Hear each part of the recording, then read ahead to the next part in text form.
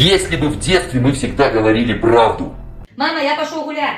Куди собрався хлопчик мой маленький?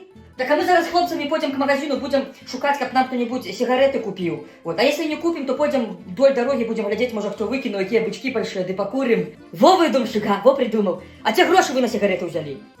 Ну я у тебе там пару копеек взял в кошельку. Эти куры возьми пару копеек. Вот, и купим. Да что, дорогие сигареты купляете? Ну не Астру, конечно ж. Ну корону хоть. Мама, а ты что будешь робить? Ну вы зараз все пойдете, а я пойду лягу, и буду валяться целый день, посплю, а потом придете, а я зароблю, видите, типа, что целый день что робила, убирала, готовила, что тяжко мне, что никто меня не ценит, никто меня не шкодуя. Вот. А вы потом куды? Ну мы до Эдика пойдем, пока тети Рыты и дяди Толика дома нема, эротику поглядим. Во, какие ушлые, га? И кассету ж нашли у шкафу под постельным бельем, га? Куды не спрашивай, везде найдут, а? Потом пойдем через колхозный сад, яблок, груш наберем, пойдем на озеро купаться. Покупаемся, потом костер разведем и будем трусы сушить над костром.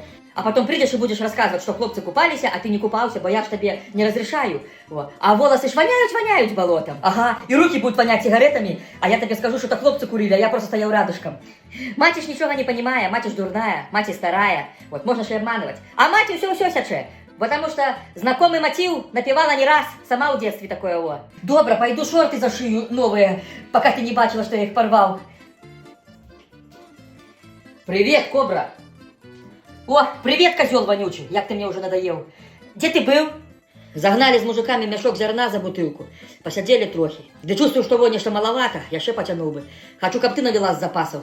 Скоро мое терпение лопнет, и пойдешь ты у свободное плавание. Давно уже мечтаю про это, да не знаю, что меня держит.